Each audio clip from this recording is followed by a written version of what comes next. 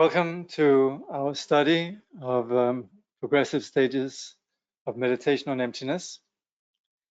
And I'm truly delighted to present this text because it in one place gathers a lot of the real essential information around the topic that is really key to the entire Buddhist path, the path of enlightenment, which is the topic of wisdom, to begin to understand more about our reality.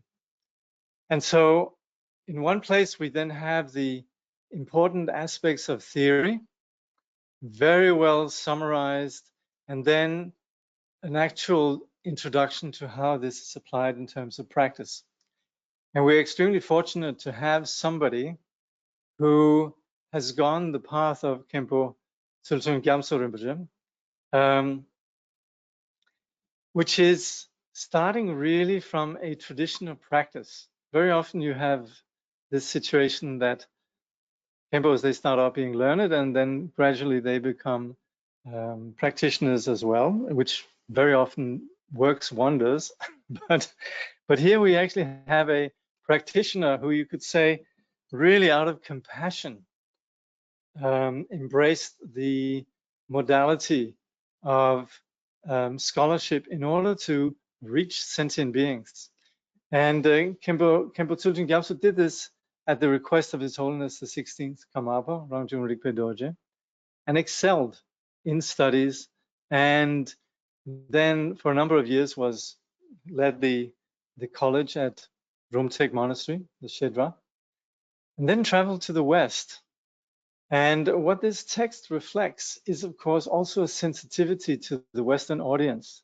And we have some very important issues that are discussed in the context of these teachings that really are unique to addressing the situation of Western audience.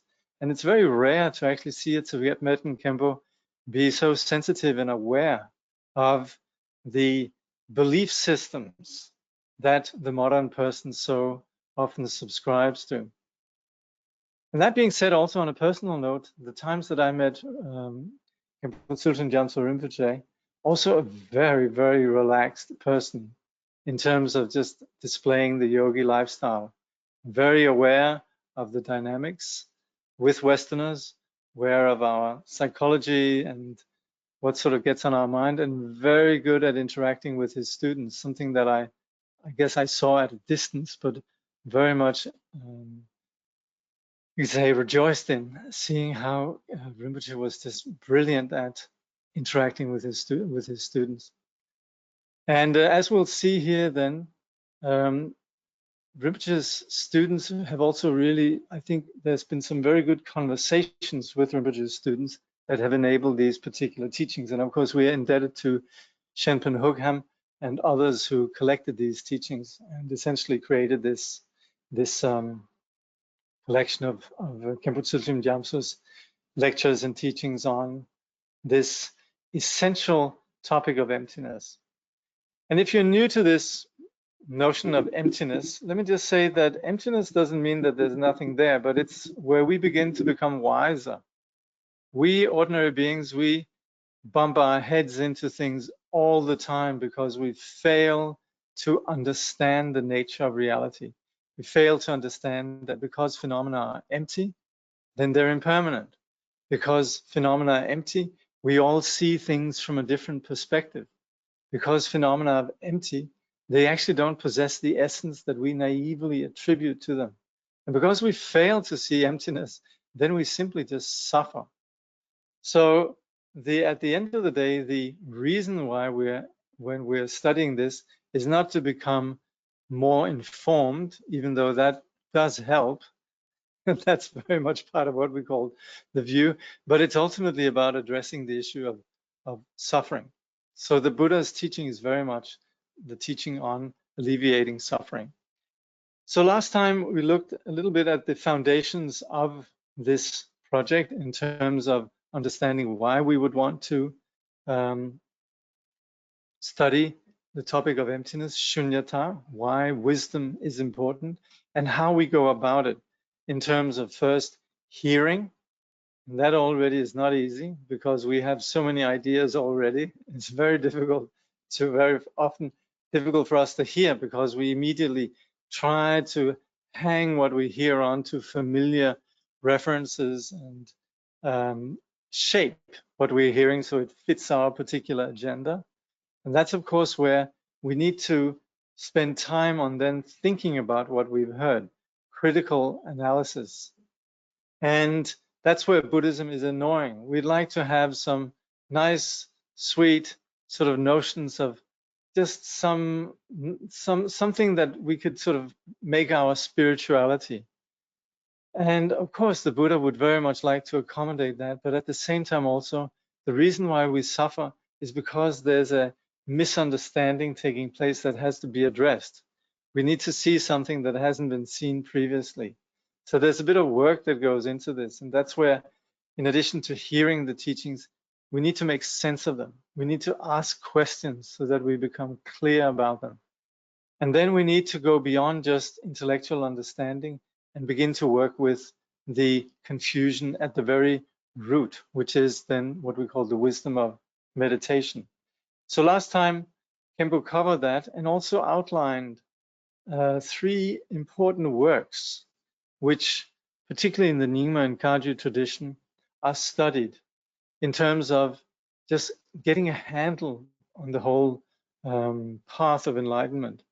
And that's three works that are then he referred to as the jewel ornament of liberation, which in the Kagyu tradition is studied in order for us to properly understand what is it effectively we need to do. In the Nyingma tradition, we would study words of my perfect teacher.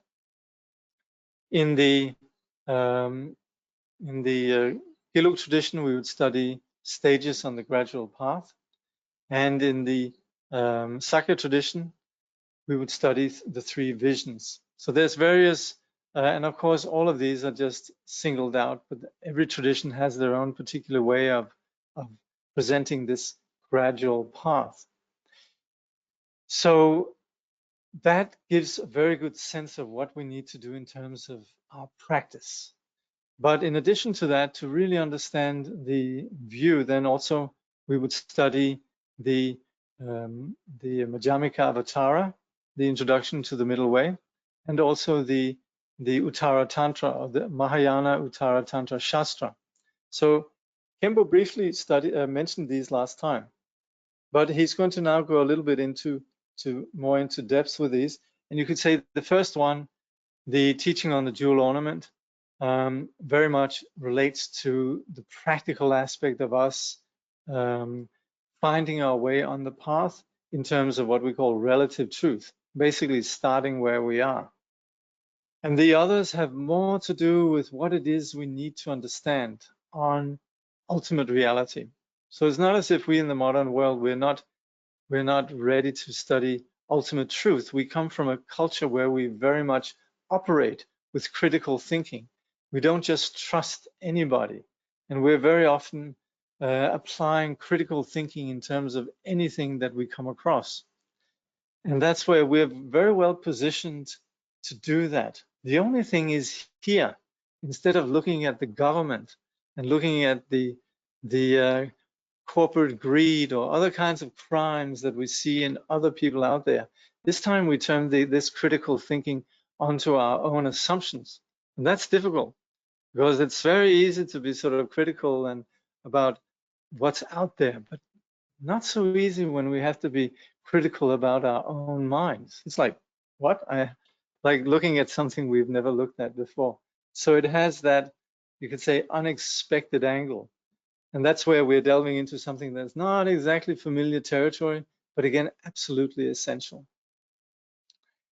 So here in the text then, we've reached to this section that's called the importance of the relative truth. Samriti Satya, or Kunsop Denpa. So Khenpo says, from these explanations, it will be clear that as a preliminary to follow the progressive stages of meditation on emptiness, one should listen to, reflect on, and meditate on the jewel ornament of liberation or some similar text. So that's where in the Kagyu tradition, we'd mainly study Gampopa's jewel ornament. In the Nyingma tradition, more Paltro Rinpoche's words of my perfect teacher. Khenpo says, without a proper understanding of the vast aspects of relative truth, meditation on emptiness can be misleading and even dangerous. So vast aspects refers to actually what we do. And this means in terms of us beginning to understand our situation in terms of our physical embodiment, being born, being someone endowed with the precious circumstances of a human rebirth, and then also understanding aspects like impermanence, the suffering that takes place within samsara, and developing the determination to be free from samsara. And that is understood as understanding relative truth. But again, this is where we come back to the situation with the modern person, because what we understand in terms of relative truth in the modern world doesn't necessarily include the notion of rebirth. And that's where everything that we encounter in the Buddhist teaching really takes on a very different angle, because we talk about really, as far as relative truth goes, we talk about the primacy of mind. In absolute truth, yes, phenomena have no reality, ultimate reality. Mind doesn't have any ultimate reality. But in relative truth, the way that we re-embody lifetime after lifetime, this is founded on the condition of the confused mind. And that's where the phenomena that we think of as being solid, material, and so on, from the Buddhist perspective, really beginning with the place that, in fact, all reality goes through, which is our consciousness, we then identify that it's really consciousness that attributes solidity to ourself and attributes solidity to the phenomenal world. It does so out of confusion. It's a mistaken consciousness, but it is nevertheless that which rules our reality. And that's where we then have a perspective that's very different from the materialist science that would really just say consciousness, something that originates from the brain. So that's where we first need to understand really what governs our reality. And then, yes, then of course, we go through the practices that we typically describe in terms of the understanding of the general Mahayana path, and then also specifically in terms of the Vajrayana preliminaries. So that's where we engage in practices that have to do with taking refuge, understanding the Buddha as someone who saw something that no one else had seen before, which is the uncontaminated quality that is innate to every sentient being. This thing that we then within Buddhism refer to as suchness, or the heart of thatness, or sometimes Buddha nature, but understanding this quality that's basic to every being, that is uncontaminated by confusion, that's innately good. And that goodness is what the sage brings forth through the practice of the path. And that sage, that wisdom is something that the sage sees in all beings. And this is key really to the Mahayana path, to understand that every sentient being is intrinsically good, and yet due to their own confusion, they unnecessarily attract suffering. So seeing Buddha as someone who had seen through this delusion, understanding his teaching as the path out of this delusion, and then dedicating this path to others is really the foundation of the Mahayana path. In addition, also then, we speak about practices such as purification, purifying the confusion that we possess, and particularly beginning to be able to be more free in terms of our actions, actually beginning to aligning ourselves with what we truly want to be, instead of just being driven by habitual patterns, and also establishing the necessary conditions for our success on the path. These practices that we refer to as purification and accumulation, these are also basic to relating to our situation in terms of relative truth. So that's where we would typically practice, say, the Nundo practice within the Vajrayana. To simply read about emptiness is almost like the way that the word itself sounds in English, like nothing. which is, of course, the exact opposite of what actually is the intention.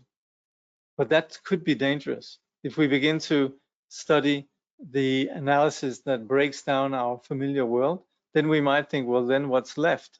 When in fact, the teaching on emptiness, they're about breaking down our prejudices. They're breaking down our small-mindedness, our narrowness, our bias, our bigotry, our, our, our refusal to actually live and experience the world fully.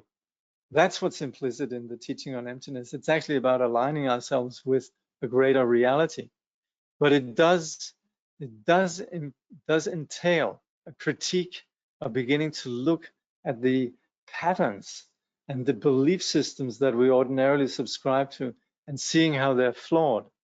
And that's where we engage in then this analysis that is referred to as emptiness, simply just seeing the emptiness of our projections. But before we actually understand that, then we need to have a grounding where we actually have the maturity of being able to make sense of that. Otherwise, we're just going to be baffled and confused. And that's where the idea of emptiness could be misleading and in some cases dangerous. We might just say, okay, I'll take this as a new dogma. I'll take this as a new belief system. Everything's empty. I'm going to do whatever I feel like. And that's where we would say the medicine turns into the poison. So that's where we want to, before we start on that, to have some proper foundation. So then Khenpo says something very, very correct, perhaps particularly to persons in the modern world. He says, although insight may come quickly, stability comes slowly. So we might have some very profound insights, and this very often happens. I remember seeing over the last 40, 50 years how Tibetan teachers who come to the West very often are impressed with the intelligence of Westerners and very quickly give great teachings like Mahamudra and Dzogchen and so on. And the students kind of getting it, or looks like they're getting it, but then complete lack of stability. Very quickly, these teachers realize that they're cerebrally intelligent, the Westerners are, they have a lot of instability also. So if you look at the time when Chogyam Trungpa was teaching in the early days, a lot of Dzogchen teachings, and then very quickly he turned to ensuring that the students would do a lot of sitting practice and do years of sitting practice even before they began to look into practicing Vajrayana preliminaries and so on. And similarly also with other teachers that began teaching Dzogchen and seeing how the students actually really need this stability. Of course, this is not only in the modern world and the Western world. This is also something that's been the case traditionally. So then particularly within the Indo-Tibetan model, then we very much talk about this gradual path. So Khenpo says, the relative truth gives us a way of looking at life and the world which, while confronting to our ordinary common sense notions of time and space, is conducive to enlightenment, i.e. liberation, which lies beyond them. And that's where on one hand, we begin to extract ourselves from self-centering and begin to take on a perspective that goes beyond our familiar ways of thinking of ourselves in relation to the world, and introducing a wider perspective, what we call vipassana, introducing perspectives such as compassion to replace our self-centering and so forth. And that's also where we engage through vipassana, we engage a dawning understanding of emptiness. But this very much operates with us relating fully to the immediacy of our ordinary life, not beginning to go off into some fantasy world about how we ought to be or how we'd like to think of things and so on, simply just relating to the immediacy of our ordinary experience.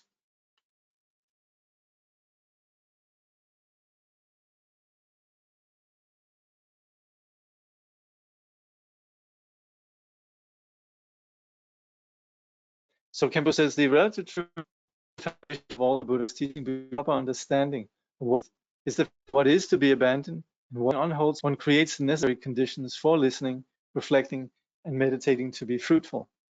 In this way, it is through respecting the relative truth that the absolute can be realized. So the path can be defined in terms of what we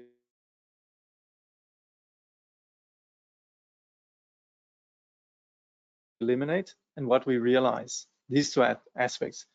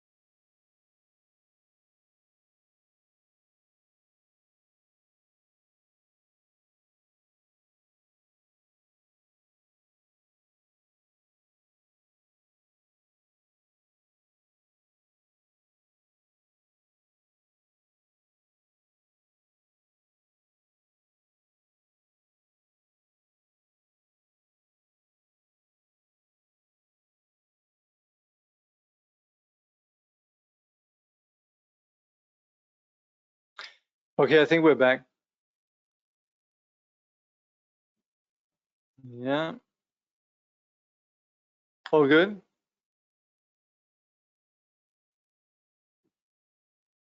All is well? All good now. Great.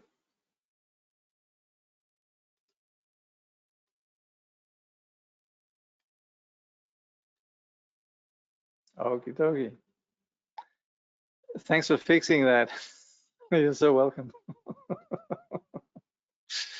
All right. So that's a little bit about relative truth. And this probably rings true for everybody. You know, it's what Trungpa referred to as relating to the kitchen sink. And simply just all Buddhist teachings, they operate within these parameters. You know, we would say to abandon everything that is negative and to embrace everything that is wholesome and to train our mind. This is the teaching of the Buddha. So it makes a lot of sense. There's no sort of easy way. It's about working with what we have, not what we would like to dream up. Absolute truth is not going into something that's somewhere else, or we sometimes use words like transcendent truth and so on. And that's fair enough as long as we realize that the transcendence is found within the ordinary, within this, what we could call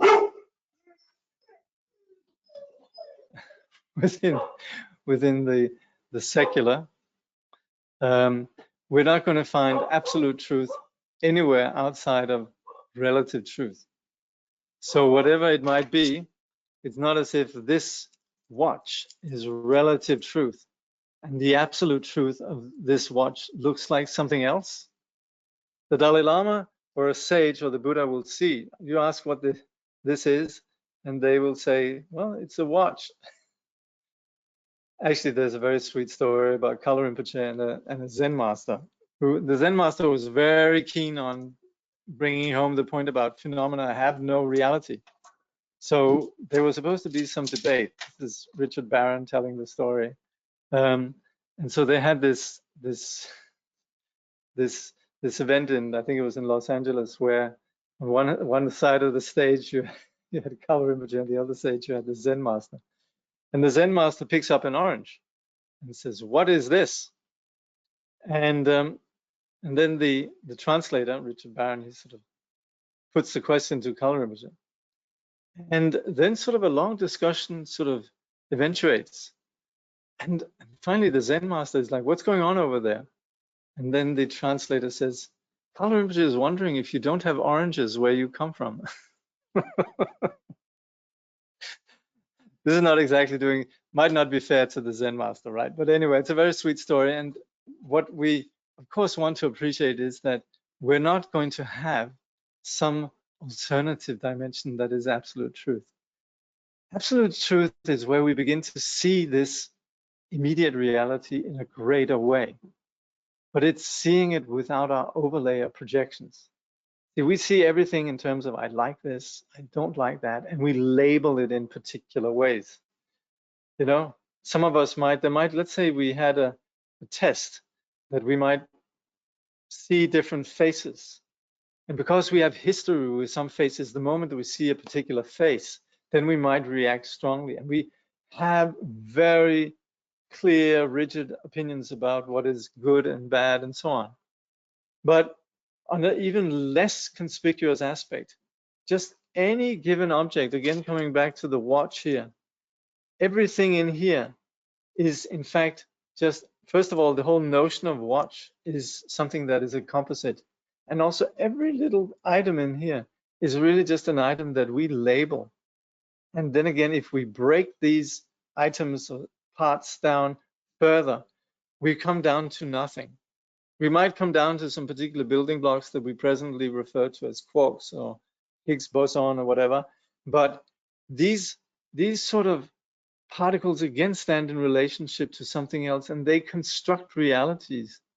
So there's at the end of the day nothing that really possesses any reality that is made up of parts. There's no ultimate building block of phenomena. And anything that we refer to as building blocks of phenomena only have their particular function in terms of how we label them. So this is where we begin to have a more open dimension the moment that we are not caught on just the surface of appearances. And of course, we could say, well, right now I don't see that. That's right, but it's enough that we just begin to have an idea of how phenomena don't exist the way we think of it. As long as we've established that, it already begins to enable us to say, okay, it might appear in a particular way, I might like or not like, but I know ultimately phenomena exist independently of my personal conceptual labeling. And that's where, no matter where we're at on the path, this absolute analysis is really essential. In fact, anything that we call absolute truth is something we arrive at on the basis of beginning to ask questions. Anytime that we're just saying, where's the car? Well, it's over there. That's fine, that's relative truth. But if you were to ask, what is the car really? Then it becomes far closer to looking at absolute truth. What is it really that is the car? Well, we can take all the parts apart and everything, and we won't actually find the essential car. So as long as we don't ask questions, as long as we don't analyze phenomena, they just function the way that they do. And that's where science is very helpful. It enables us to understand functioning, to predict events and functions, and to assign and create labels that are helpful for us to navigate the phenomenal world. That's fine. No problem with that. But where there still is lacking actual insight to what phenomena are. And that's where once we begin to analyze and apply something called absolute analysis, döndam chöche kirikpa, the reasoning that analyzes the absolute. That means anytime that we begin to analyze anything, put question marks, we actually have a hard time finding what things are. We have it when we see two people discussing, for example, let's say they're discussing one person. Each person has an opinion, right? The moment they begin to talk together, they discover it's complex. They see things differently. So absolute truth, paramartha satya, döndam demba. So in Buddhism, absolute truth or absolute reality means the endpoint of one's analysis. In other words, the most basic or fundamental element of existence or experience. Okay, for example, if one takes a clay pot, a potter might say that in absolute terms, what is this pot? It is clay. But a scientist might say it was a collection of atoms. If he were being more precise, he may say the atoms themselves consist of atomic particles moving in space. But even this would be a rough approximation to reality. In absolute terms, atomic particles can no longer be defined precisely these days. They cannot be said to be this or that, or here or there. They have to be expressed in terms of probability. See, this is where you would say, Khenpo, he's been really engaging in dialogue with his students. This is not what you normally are taught in the Shedras of the Buddhist colleges. And that's where this is also a gift of the Khenpo, that he really would be extracting knowledge from conversations with the Khenpo. Of course, I could be wrong, but it's very unlikely that you would have a course in Buddhist colleges on, particle physics or whatever.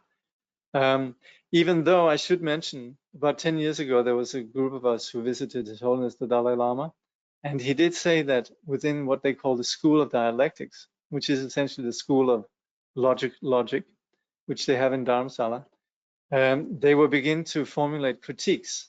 Like, the thing about logic in Buddhism is really just critiquing phenomena until we see that they don't have the reality we presume they have, right? And they were beginning to, His Holiness was saying, they were also beginning to develop critiques on the belief systems of modernity, Western philosophy, materialist science, and so on. But that it would be a fairly recent phenomenon, and so far, I actually, beside this Khenpo here, I don't actually think I've ever come across a Khenpo who was familiar with Western science. Anyway, what he says here then, in terms of these atomic particles, he says they have to be expressed in terms of probability. And he says, no doubt scientists will express it differently again in a few years' time. In the same way, absolute truth presents itself differently to practitioners at the various levels of their practice. Just as this emerges in the experience of an individual practitioner, it occurs historically in the way that the Buddhist scriptures emerged as a progression of increasingly subtle teachings. So someone who is practicing the path will have practitioners will have differing degrees of emptiness. Someone who has an understanding of emptiness will be somebody who's very relaxed, somebody who naturally is compassionate, who is naturally very good at handling heavy machinery, who is naturally good at just, you could say, has a great artistic sense. So all of these come together with the understanding of emptiness because there's more ease with phenomena. And that's where the notion of emptiness as something otherworldly is completely mistaken. It is exactly on the basis of realizing emptiness that there's an embracing and a greater awareness of the phenomenal world. So this takes place in the mind of the yogi, and it's nothing to do with somebody graduating an exam. It has nothing to do with having learned the right words or the right scriptures or the right language. It's something that develops in practitioners as they practice. And it has nothing to do with how many mantras they have said, how many years they have done retreat, etc., etc. It has all to do with this very intimate dimension of experience and familiarizing oneself with emptiness.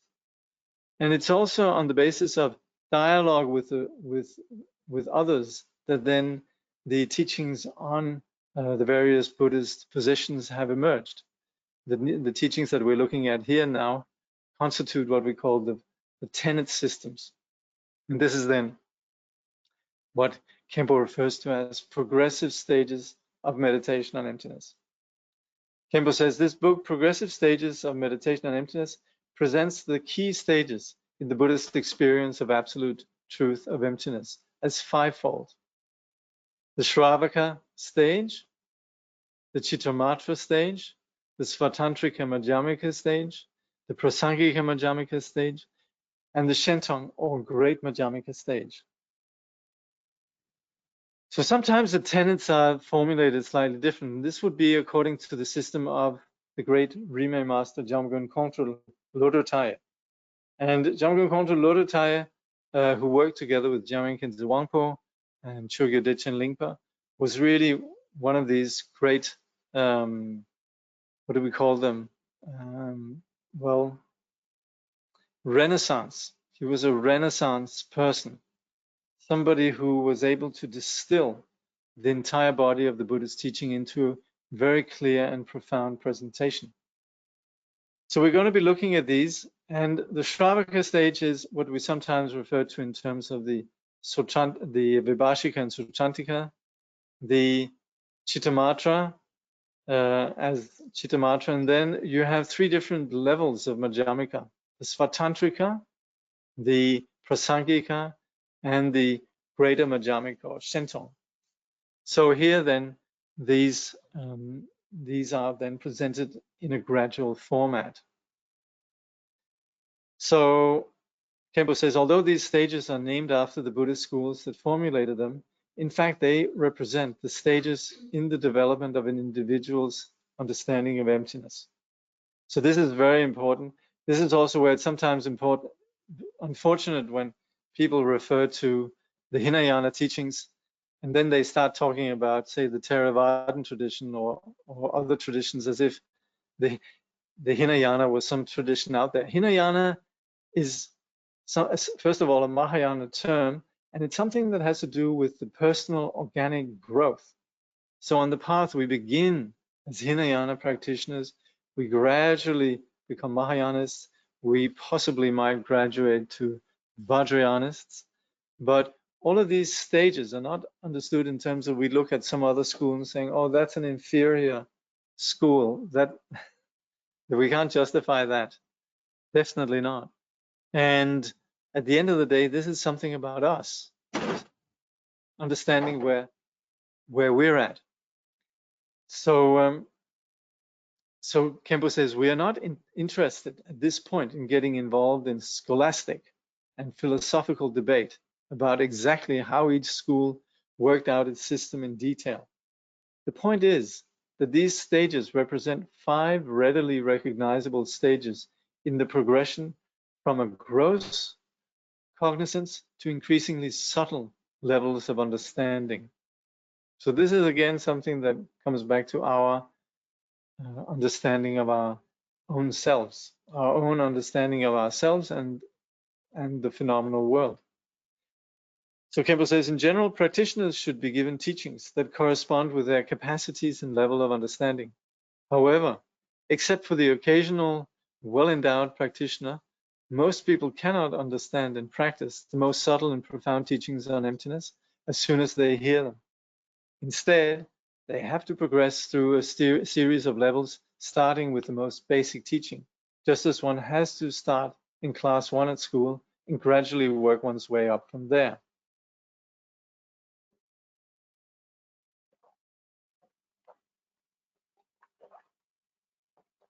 For example, in the case of a very technical subject, one does not expect to understand the subtleties discussed by experts without having learned the first principles. In the same way, it is highly unlikely that a person will gain an accurate understanding of the most profound teachings of the Buddha without having gone through the progressive stages of the teaching leading up to them. So this is kindly accommodating us where we are and also having some idea of where are we going? What is it that we're heading towards?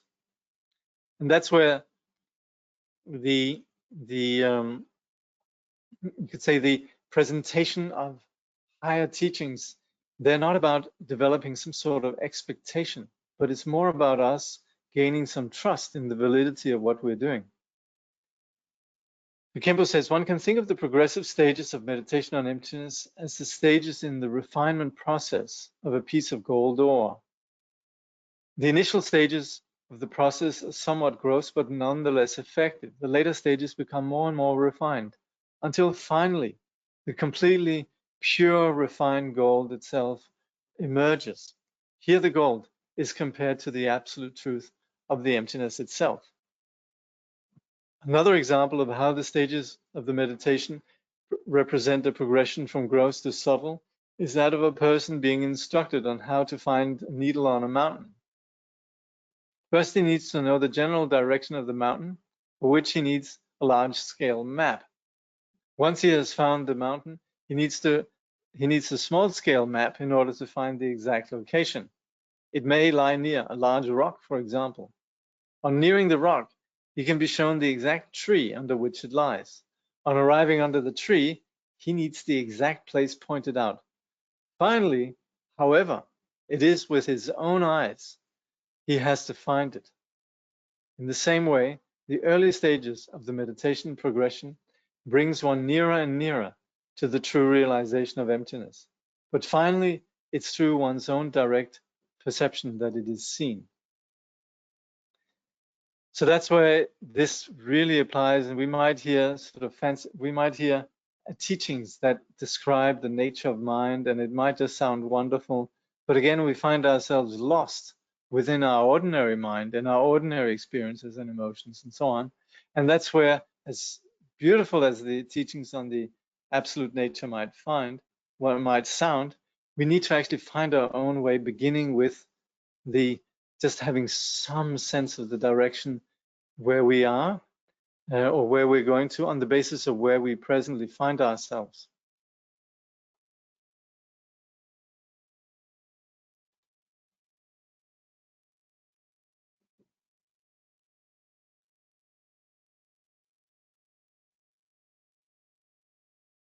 Okay.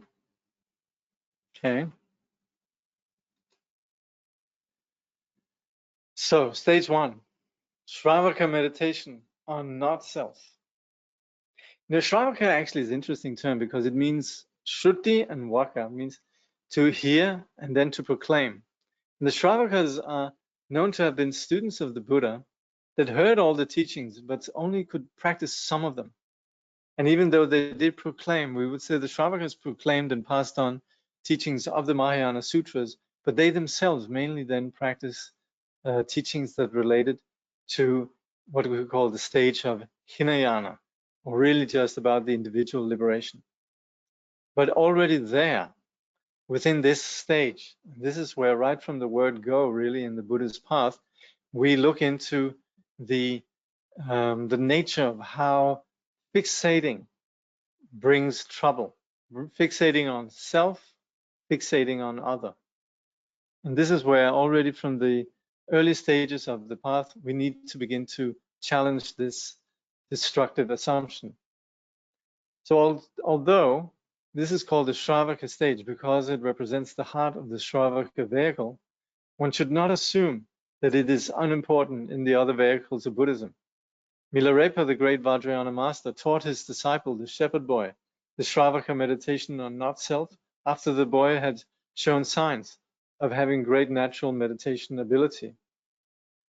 This we actually read only recently. He's called Jiwa Repa.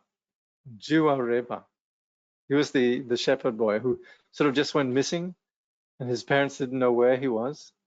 He received some teachings from Milarepa, and then Milarepa said, okay, go home and meditate. And then on his way home, he sort of found a little crevice where he could sit and meditate. And then after a week, the parents come to Milarepa and they say, where's our son? We heard he went to get teachings from you, but now he hasn't come back. So everybody went looking and they found the boy just sitting in a crevice, sort of peacefully meditating. And then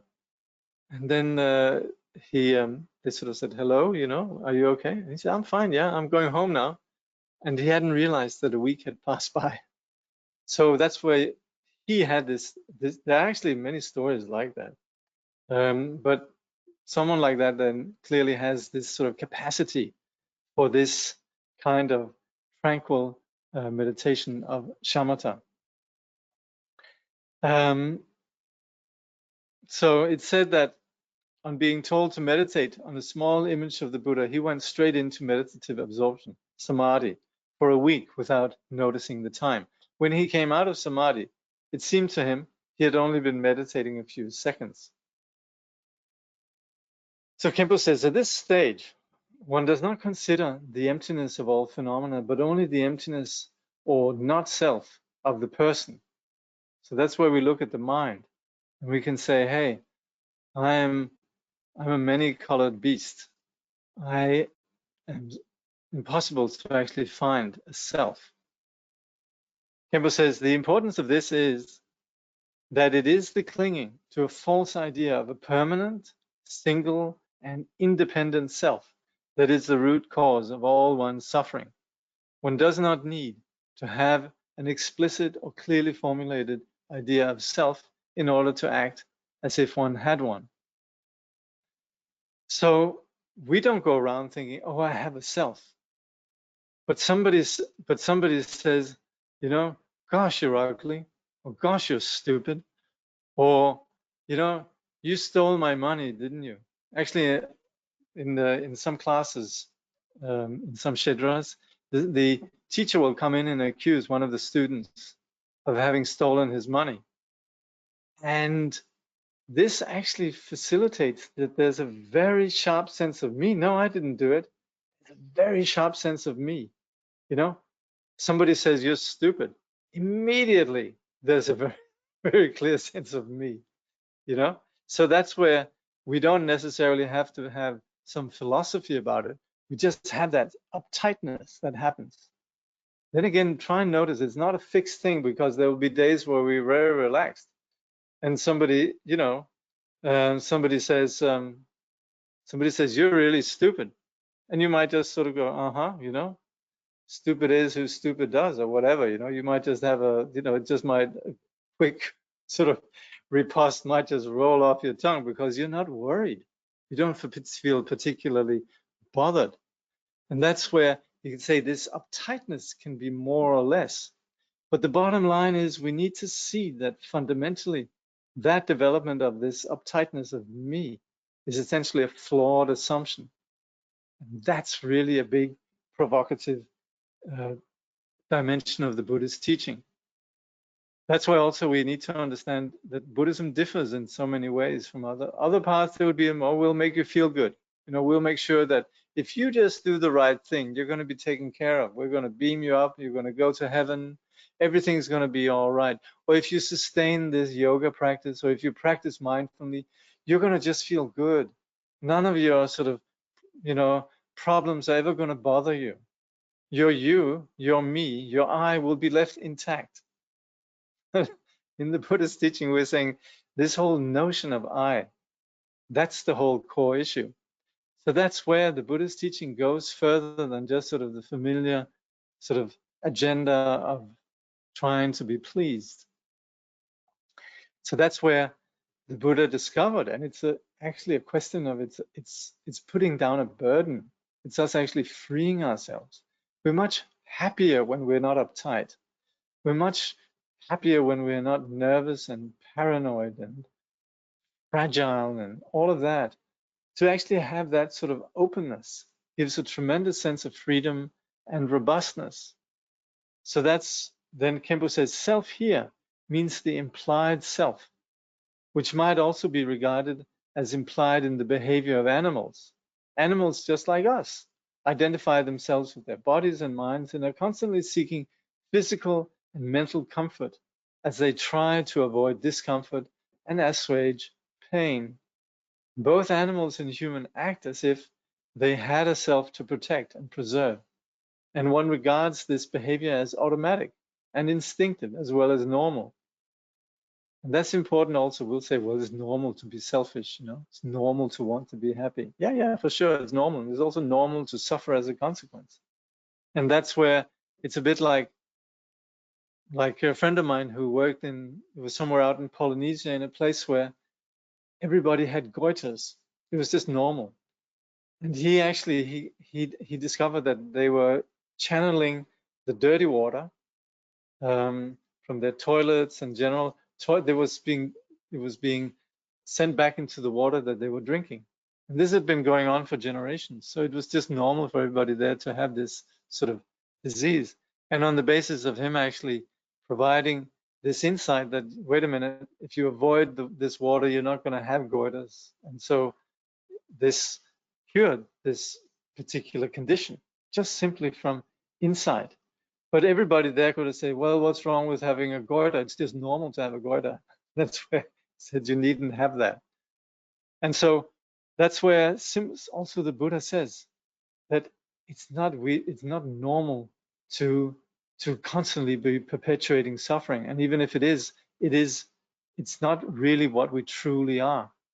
And so that's where the Buddha's awakening really constitutes something that lies beyond our ordinary imagination, our normal, you could say, narrow-minded perceptions or horizons.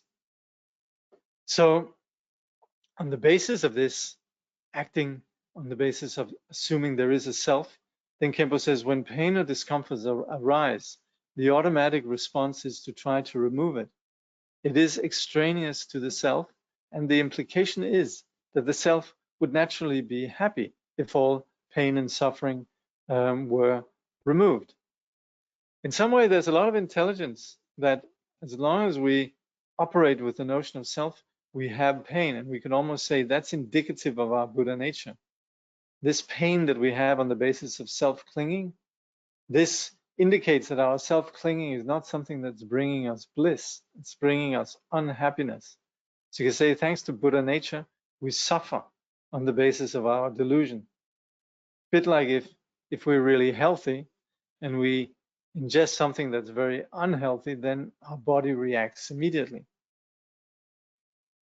So Khenpo says, strangely, however, when we try to analyze our behavior in relation to the self, we realize that we are very unclear as to what this self really is. Non-Buddhist thinkers have defined the self variously as resting in the brain, blood, or heart, and having such qualities as true or transcendental existence in or outside of the mind or body. To have any meaning such as a self,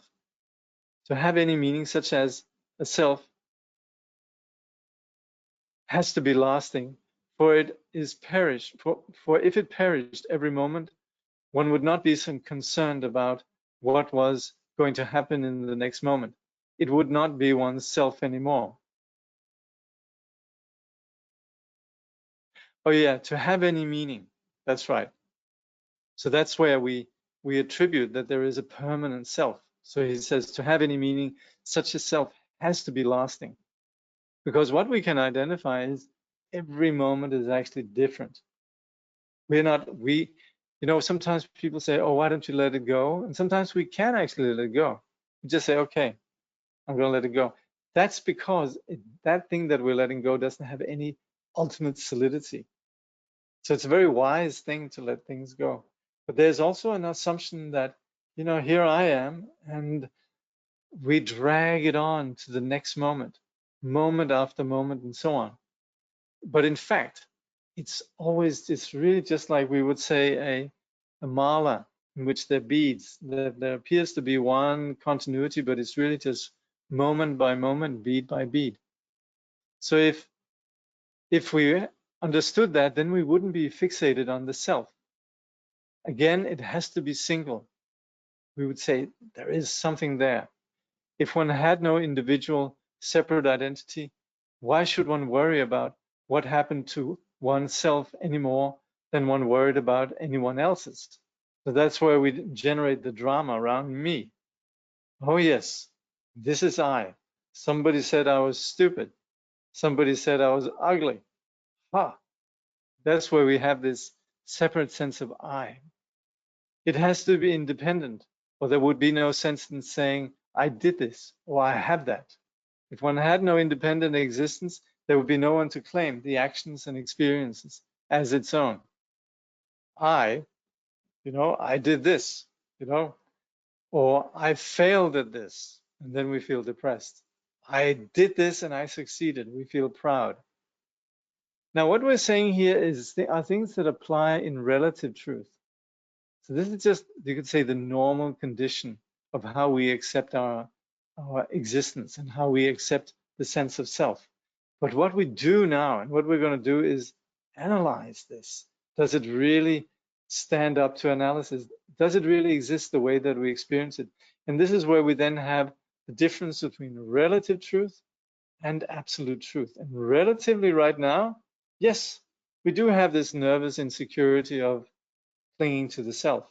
But what we want to do is challenge that.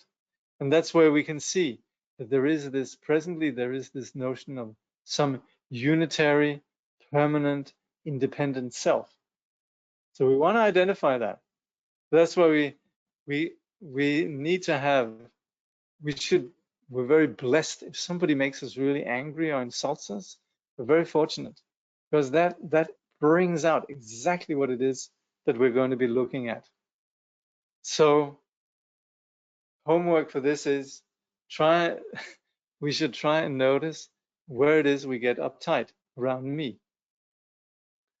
This is the sort of first humble stepping stone in terms of this process. So Khenpo says, we all act as if we had permanent, single and independent selves. That is our constant preoccupation to protect and foster. It is an unthinking habit that most of us would normally be unlikely to question or explain. However, all our suffering is associated with this preoccupation. All loss and gain, pleasure and pain arise because we identify so closely with this vague feeling of selfness that we have.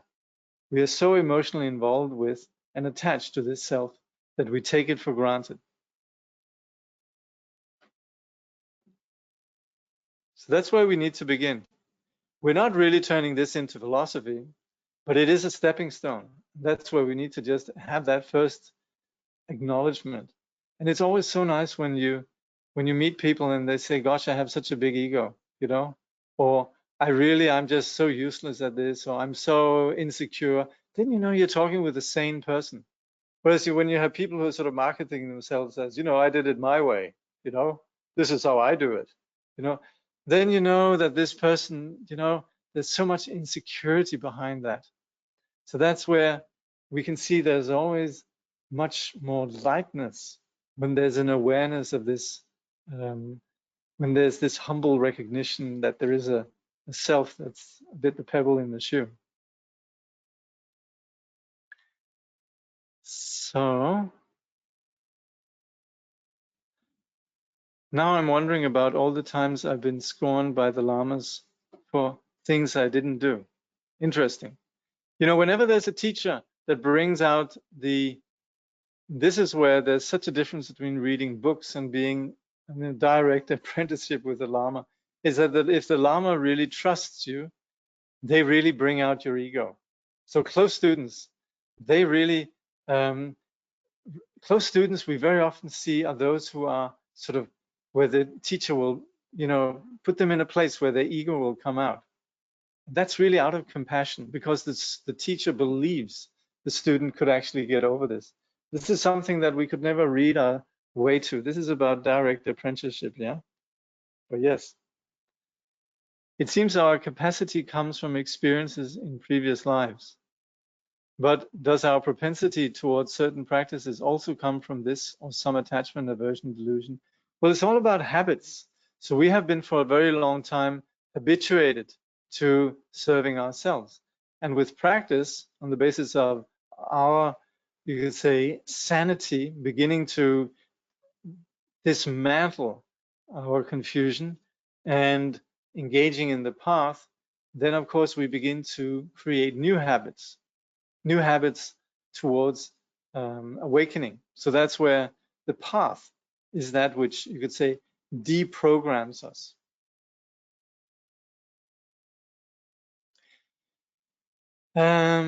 Do we need to have certainty in Buddha nature? Yeah, the principle of what the Buddha taught really is that our condition is curable. That's implicit in the Four Noble Truths. So we understand that there is suffering, but we understand this suffering is not something that's just basic to our being. It comes about due to some causes and conditions, and it can be eliminated through the path. Yeah. I love you use the mala analogy. That occurred to me one day while using it. I've never heard anyone say it before. Well, this is, it's quite often used, yeah, but yes. Yeah, it's very helpful. It's very sort of, how do you say, immediate. Okay. So again, thank you for joining joining us here in this study. I think this is a really valuable study, so hang in there. Yeah.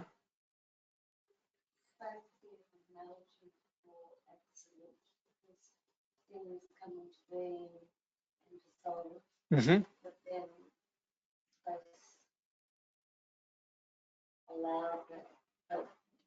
Yeah. So there's a question: could space be a good analysis for the absolute nature? Because things arise in space and then they dissolve into space. That's what we would say, yes. And that's where in meditation practice we train in allowing things to arrive yet not fixating, and then we allow them to go. But of course, what the training consists in then is knowing what arises in space, that we don't fixate on that. So of course, what happens to us always is that we're fixating on what arises. And that's why also the sense of self arises. Even though you could say the nature of our being is space, then nevertheless there arises a strong sense of I. And that's where what we're doing here is looking at, is that thing that arises in a sense of I, does it have any reality? And that's where we ultimately establish its nature as space. So yes, space is a very good analogy in the sense that space accommodates everything. And what of course we're doing is breaking free of a narrow sense of self into a greater sense of being that is beyond self and other. Yeah.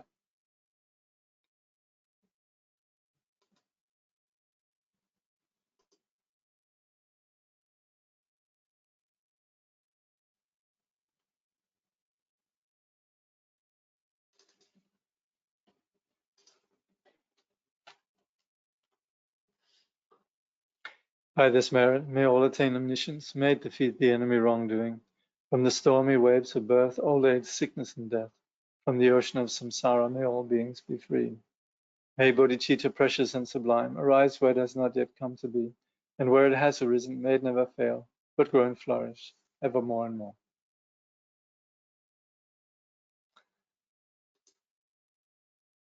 So, thank you. So we'll just take a 2-minute break, and then we'll have a short discussion of the theory of meditation and then some actual practice of meditation. So thank you. 2-minute break.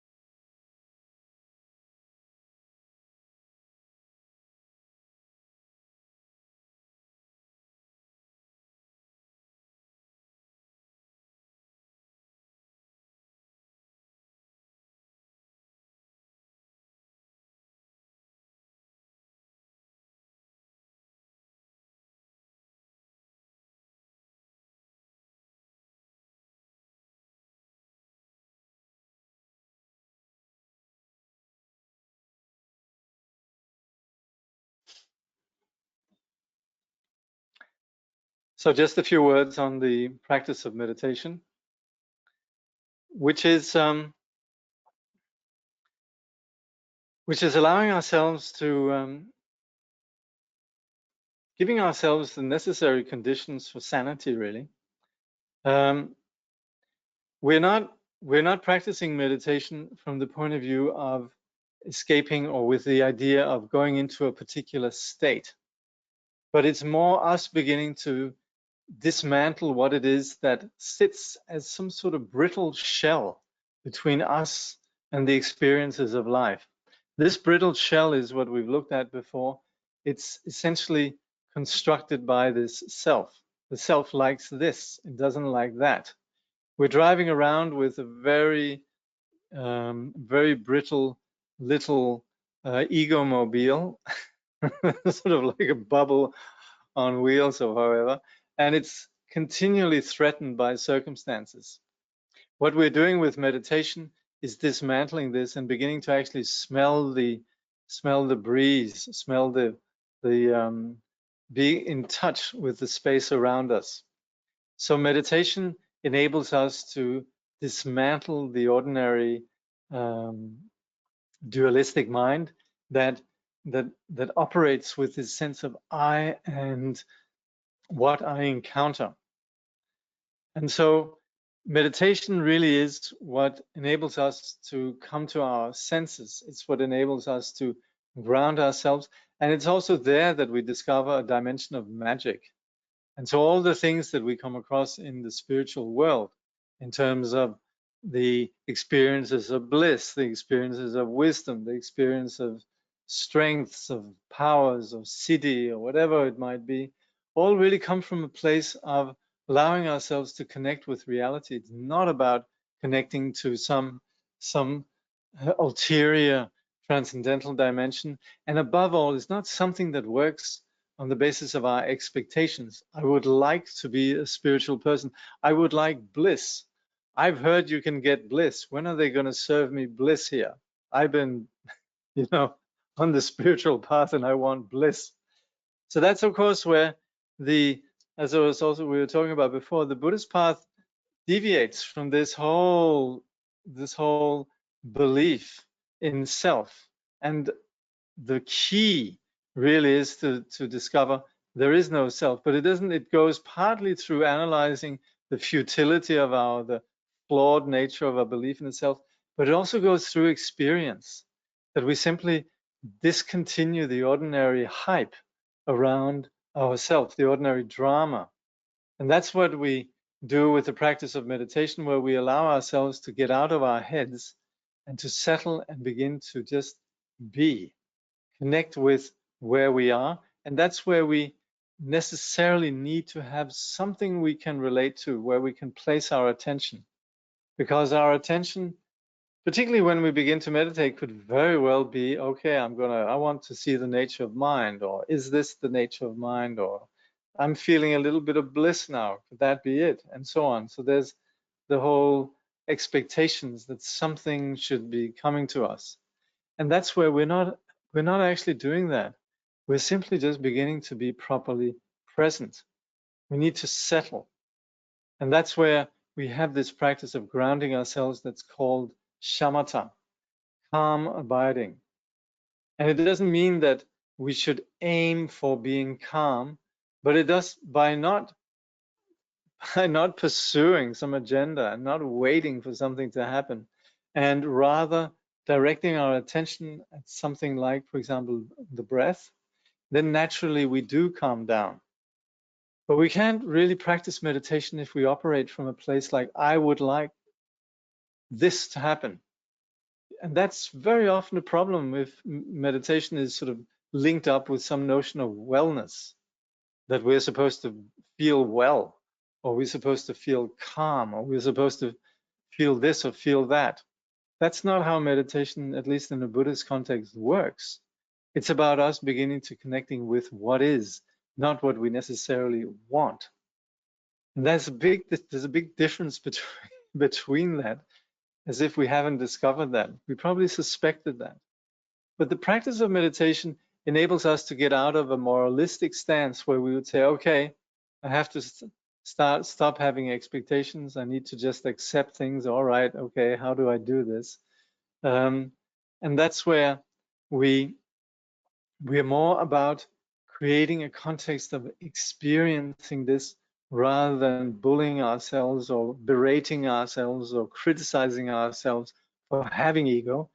We're here more just beginning to actually discover that ego never was. But that necessarily we are going to have to be guided. This is entering into a territory where we can't just rely on books. We can't just rely on the internet. We can't rely on just theory. There has to be some sense of interacting with a living tradition.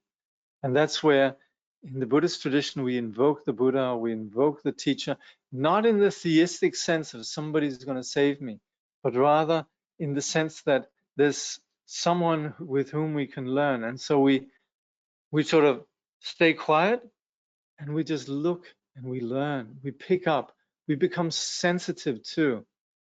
We begin to gauge. And that's where this thing that we can sometimes refer to as blessing can take place. So the situation in the Buddhist teaching is very much one of a living tradition of realization that there's somebody who had some insight and we could learn from this. Of course, presently, we're just approaching this whole phenomenon, and it's very helpful to begin with having some idea of what shamatha practice is. It's very difficult to learn it just through books. And so with the practice of shamatha, we engage an awareness that is attentive to being present, where our awareness normally is sort of caught up in daydreams, worries, thoughts about what might come, what has been, etc. It's about where we begin to actually just connect with the present. And there's nothing that can go wrong in that. This is also where this is somewhat a departure from the notion of wellness, because we can very well sit there and wait for something to happen, but all the time we actually already are there. So this is not something where we could fail. We are here. And what we're training ourselves is coming back to being here. But we need to let go of this instinct that is looking for something. And that's where we need to have an awareness that is directed at something that is just very ordinary, just as if we're making a drawing, or if we're doing a piece of calligraphy, or if we're fixing an electric wire. We need to be just focused. And so there we have what's called the object of mindfulness, which in this case is then the breath. And in terms of creating the right atmosphere and the right space for that, we generally would precede any meditation practice with something that creates a particular sacred atmosphere. Here we do it on the basis of what's called the Buddha ritual, the treasury of blessings. And on top of that, we then set some boundaries in terms of time, that we're going to be sitting for a particular time. For example, here we sit for 35 minutes, 15 minutes of sitting, 5 minutes of walking, 15 minutes of sitting. And during that time, we're committed to not moving. We're committed to properly being present. And also, at that time, we don't tag along with whatever tempting distractions there might be. We are committed to begin at A and complete at the end of the session. So in this way, setting up a framework is very helpful. This is also where we need to accommodate that there might be others around us. So maybe there's children in the house, maybe they like to play loud rock and roll. If you can, then just say, okay, fine, play rock and roll, you know? Sometimes it's difficult if we're beginning to sort of make demands on the people around us that they have to sort of behave in a particular way while we're meditating. In fact, it's not really the problem with our meditation. It doesn't come from external sources of distraction. It comes from our just not being mindful. So sometimes even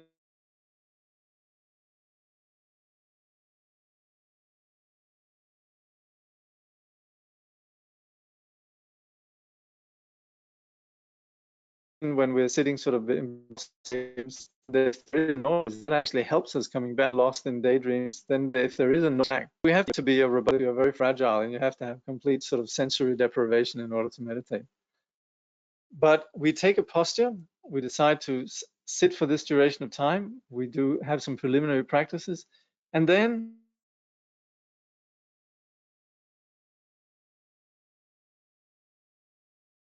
as we're sitting, then with the posture, we actually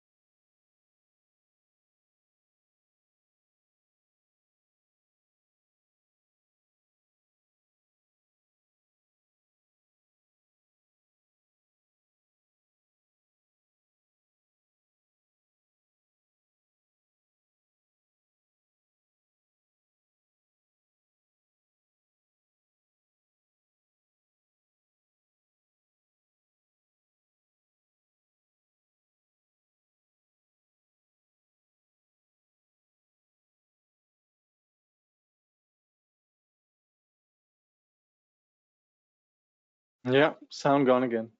Okay, it should be coming back. Possibly by the time you hear this, sound is obviously back. Is it okay now? Fab. Cool. All good. Okay. All right. So with this setting this condition with the body is very, very helpful in terms of grounding us. It's not just that we're like calm because the body's calm, but it's really us just feeling our body. It's very much relating to this dimension of our physicality. Very helpful. But then we also then have an object of our attention, which is normally scattered and all over the place. And that's where we focus on the breath, focus on the out breath. As you're sitting, be aware of the breath that exits from your nostrils. Just be aware of that. And then as it fuses with space, just relax. In-breath happens. And again, when you breathe out, be aware of the out-breath. Again, fusing with space, gap. The in-breath just happens. And again, attention to the out-breath. So that's where we place our attention. And that means that we have a moment of being attentive, and then we relax again, being attentive, and we relax. Attention, mindful attention on the breath, then a gap, and again, mindful attention on the breath. That's how we bring our mind to be present. Please don't try to do all sorts of other things. If you're here, then obviously you'd like to sort of meditate according to the particular instructions here. And this is very much something that comes from the Mahamudra and Dzogchen traditions that have a good track record in terms of enlightenment. You can trust this method. But very often, it's surprisingly often that, you know, within this framework, then people will sort of experiment with their own methods. And I mean, it's fine, but it's very helpful to just have this coming back to the breath. It's very non-conceptual. Otherwise, so often you have this sort of idea of, I'm just going to meditate on the nature of mind. And then you're just sitting wondering, there's Rigpa, you know. Is this Rigpa? Is this Rigpa? Is this really Rigpa? Is this really the nature of the mind? And we're just sitting there for however long we're supposed to be meditating. We're just thinking. So just to come back to the breath, very non-conceptual, very profound. And that's the place where we also begin to experience the space of the mind. We have thoughts. We don't need to react to them. We allow thoughts to be there, but we let them be. They're allowed to be there. We don't tag along with them. We might have terrible memories. We might have all sorts of things. But what we're learning is to not be impressed by these thoughts. And that's where meditators learn to be free of their thoughts. So it doesn't really matter what kind of thoughts come up, memories of this and that and the other. They're not worried. But of course, they're aware of them. So of course, they have a lot of empathy for others that suffer from that. But at the same time, there's also freedom from that. So that's where the first two aspects, they provide a framework of calm. And the third aspect that has to do with the mind is where we just allow thoughts to be, but don't follow after them. We're not distracted by the thoughts. We're aware of the thoughts. We're aware the way in which we sort of normally are absorbed by our narratives, our thoughts, and so on. But we just train in just coming back to the breath, and that's training in letting them go. It's not really that we're manipulating the thoughts, unwanted thoughts. Is there a way to make them go away? I'm all of a sudden remembering this traumatic experience I had when I was, 5 years old. How can I make that thought go away? We're not doing that. We're training in just allowing whatever arises and just allowing that to be there without doing what normally makes it stronger, which is beginning to want to push it away. Or we are having a brilliant thought and we want to sort of just hold on to it. Or an experience of bliss, we say, oh, I like that, How can I get back to that experience of bliss? All along, we're just falling into a trap of just distraction. So that's where whatever arises, we train ourselves in this vastness that really comes from not having any kind of attachment to whatever arises. So we're not immediately going to go into that vastness, but we can train ourselves in not falling for the ordinary seduction of our thoughts. So in this way, as we sit, we just come back to the breath, and whatever thoughts arise, we allow it to be there. We kind of just label it thinking. So as we're sitting, what grounds us is coming back to the breath. That's in this condition, we sustain not being distracted. We then break it up with a bit of walking meditation where we focus on the sensation of the foot on the ground, coming down on the heel, the foot on the ground, the up step, and again, the other foot coming down. And in this way, being aware of the feeling, the sensation of our footstep. Again, something entirely non-conceptual, something about taking us out of our heads, taking us out of our thoughts. So despite what meditation looks like, it is not being absorbed in anything. It's beginning to not being absorbed. It's beginning to be present and to be present in a more open way, what we then call vipassana. So we preface this practice with invoking the presence of the enlightened one. And we do this on the basis of taking refuge, developing the attitude of wishing to establish all beings in freedom, wishing all beings to have perfect happiness. And then we visualize the Buddha. And in visualizing the Buddha, we express our appreciation for the Buddha through what we call the 4 limbs of puja. These are paying homage to the Buddha, recognizing the greatness of the Buddha, imagining that we're making offerings, being determined to part ways from our cycle of destructive actions, rejoicing in how others who practice the spiritual path they might practice, requesting the Buddha to teach, requesting the Buddha not to pass into nirvana, and dedicating this to others. And in this way, we engage the presence of the Buddha. Of course, we're not thinking of the Buddha as a historical person or as some great parental figure, but really as someone who embodies this enlightened potential that we naturally possess. And after having invoked the Buddha, we then dissolve the external reference point of the Buddha and just settle into meditation. And then we practice meditation, then, like I said before, for 15 minutes of sitting, 5 minutes of mindful walking, and again 15 minutes of sitting. And then at the end, we dedicate and also chant some aspirations that we may progress along the path. And there's a very beautiful liturgy called the Aspiration of Maitreya, which really highlights the scope of the Mahayana path.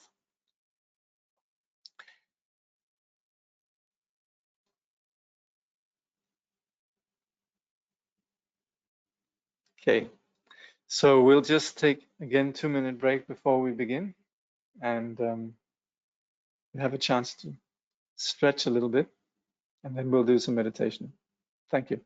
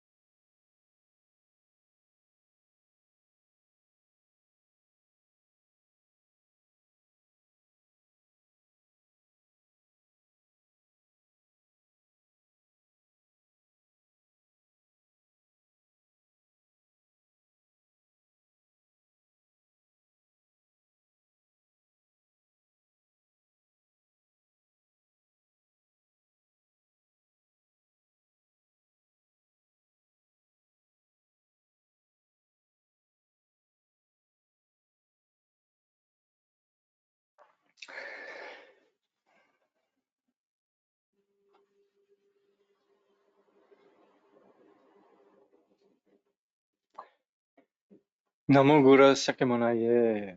In the Samadhi Sutra, it is said, those who while walking, sitting, standing, or sleeping recollect the moon like Buddha will always be in the Buddha's presence and will attain the vast nirvana. And his pure body is the color of gold. Beautiful is the protector of the world. Whoever visualizes him like this practices the meditation of the Bodhisattvas. In keeping with this, we should practice remembering our incomparable teacher, the Lord of Sages, in the following way. In the Buddha, the Dharma, and the Supreme Assembly, I take refuge until I attain enlightenment. Through the merit of practicing generosity, and so on, may I attain Buddhahood for the benefit of all beings. In the Buddha, the Dharma, and the Supreme Assembly, I take refuge until I attain enlightenment. Through the merit of practicing generosity and so on, may I attain Buddhahood for the benefit of all beings. In the Buddha, the Dharma, and the Supreme Assembly, I take refuge until I attain enlightenment. Through the merit of practicing generosity and so on, may I attain Buddhahood for the benefit of all beings. May all sentient beings enjoy happiness and the causes of happiness. May they be free from suffering and the causes of suffering. May they never be separated from the sacred happiness devoid of suffering, and may they dwell in boundless equanimity that is free from attachment and aversion. As the union of unborn emptiness and the ceaseless appearances of interdependence, magically there appears before me in the sky, amidst vast clouds of offerings, on a jewel-lined throne and lotus sun and moon disk seats, the incomparable teacher lion of the Shakyas. His body the color of gold adorned with major and minor marks, clad in the three Dharma robes, he sits in Vajra posture. His right hand gracefully poised in the earth-touching mudra, and his left hand in the gesture of meditation, holding an alms bowl full of nectar. Like a mountain of gold, magnificent he shines in splendor, spreading beams of wisdom light across the whole expanse of space. The 8 close suns, 16 elders, and the like, a vast ocean-like retinue of noble beings, encircles him all around. Simply think of him and he grants the glory of the highest bliss, liberation from samsara and nirvana, the two extremes. He is the great being, perfect embodiment of every source of refuge.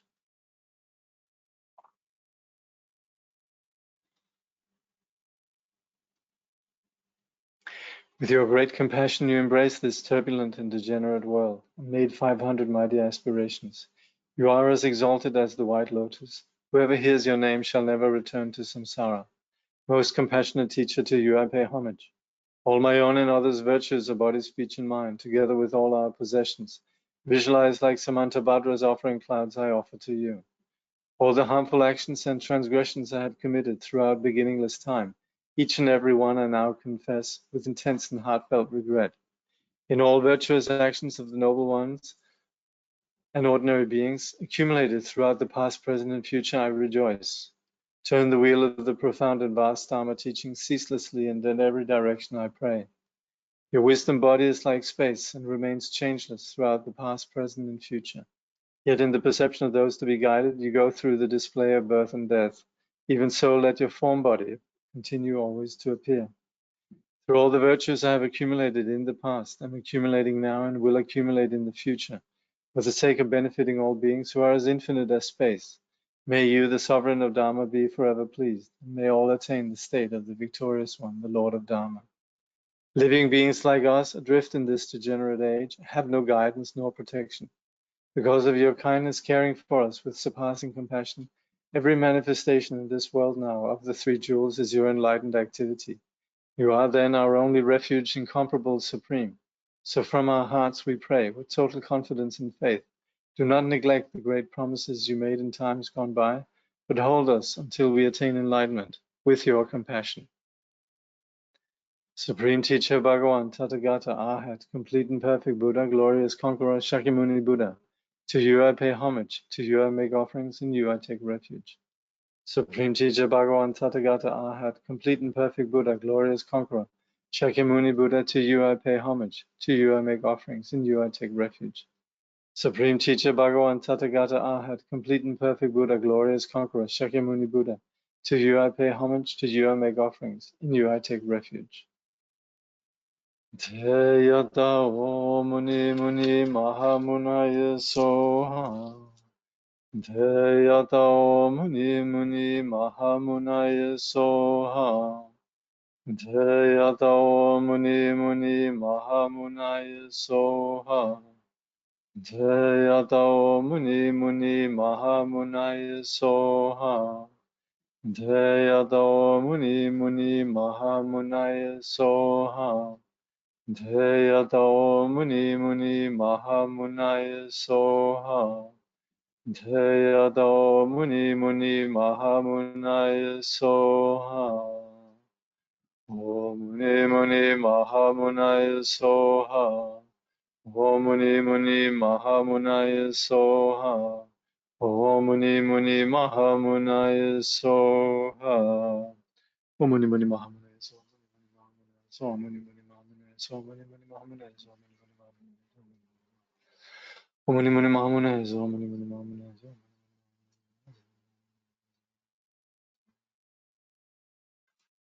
many many Mahamune, so many many Mahamune, so many many Mahamune, so many many Mahamune.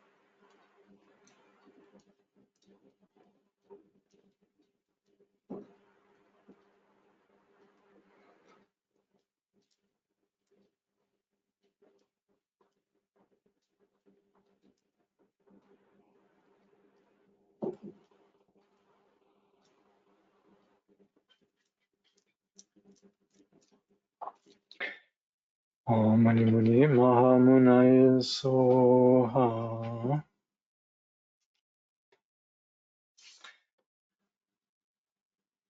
From the Buddha's body there emanates a great radiance, a multicolored rays of wisdom light, dispelling all our own and others' obscurations, and causing all the genuine qualities of the Mahayana path to rise within us, so that we attain the level of perfection from which we will never return again to samsara.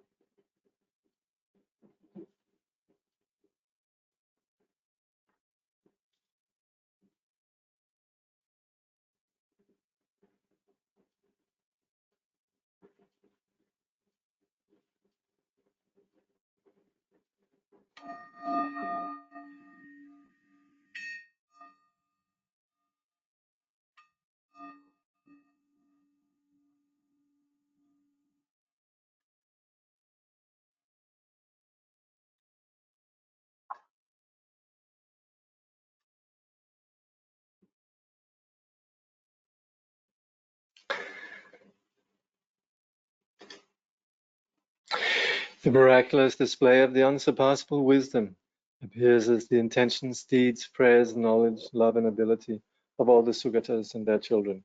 May all beings become exactly like them.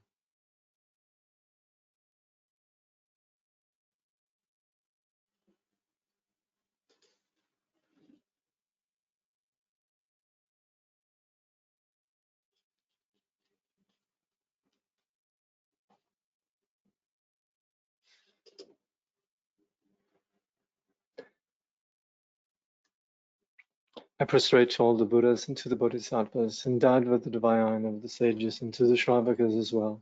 I prostrate to Bodhicitta, which counteracts birth in all lower realms, perfectly shows the path to the higher realms, and leads to no aging nor death. Whatever negative actions I have done under the influence of an afflicted mind, in the presence of the Buddhas, I fully acknowledge them all.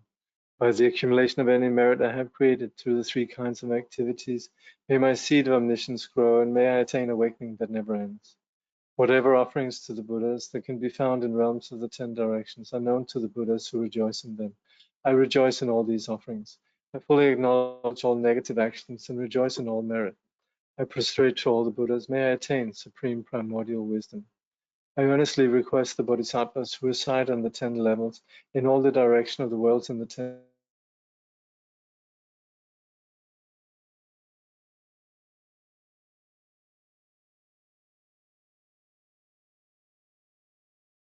directions to awaken enlightenment. Once you have awakened and tame the Maras into supreme enlightenment, and their hordes with the sound of the suffering. Throughout inconceivable millions of kalpas, may you remain and teach the Dharma.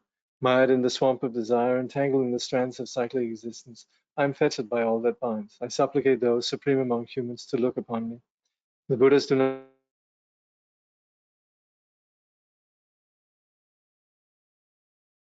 not blame sentient beings free from the oceans who are flawed, with a loving heart for all sentient ocean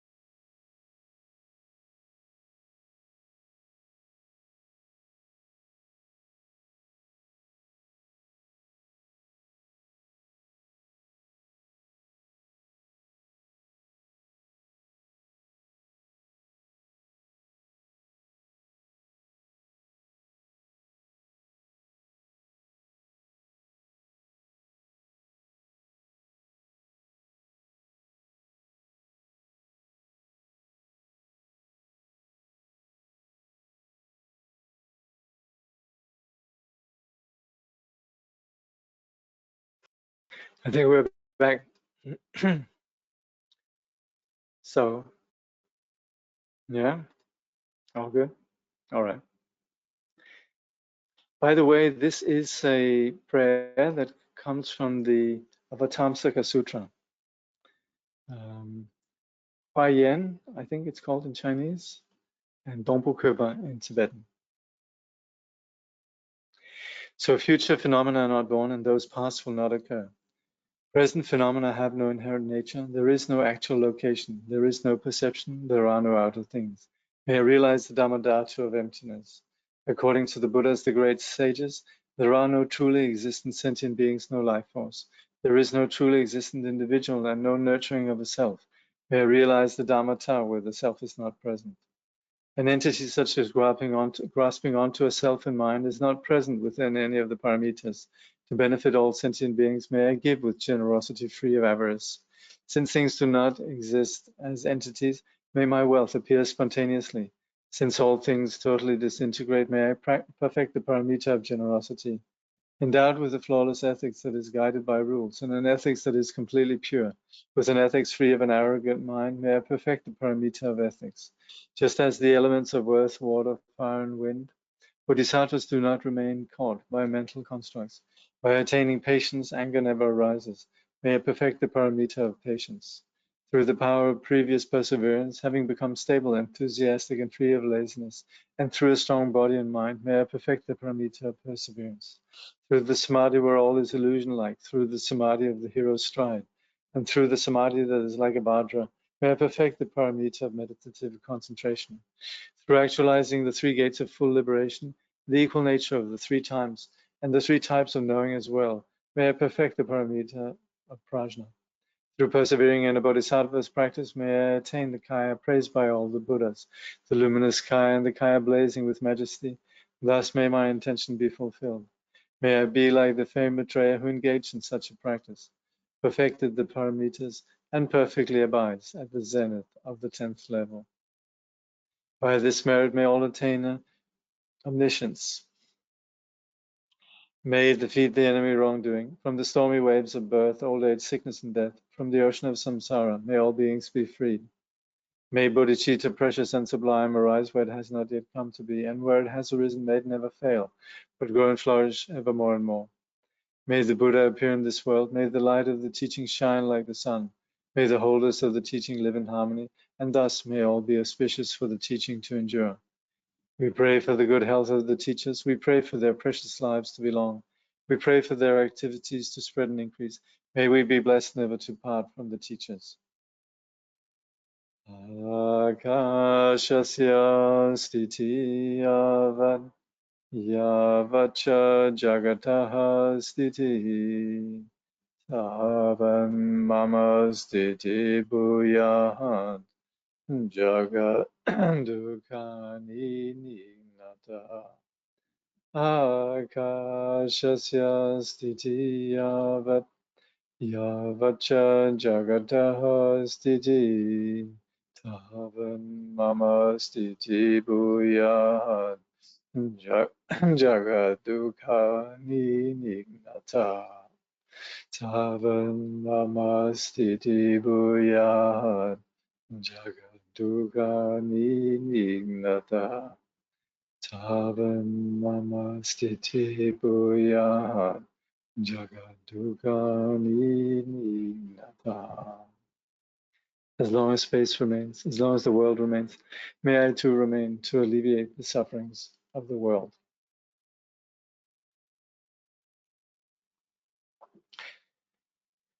So thank you very much for joining us here. Is this text available such that we might continue this beautiful practice in between your session? Yes, it is. What I'll do is if it's not already there, I'll upload it to the resource or reading folder that where you also find the recordings of these sessions. So I'll check if it's there. Make sure it's there. PDF. Okay, thank you very much. Just to let you know, there is the Milarepa readings, which will start at 8 p.m. Just reading some songs from Milarepa. You're welcome. All right. Okay. See you again. Bye.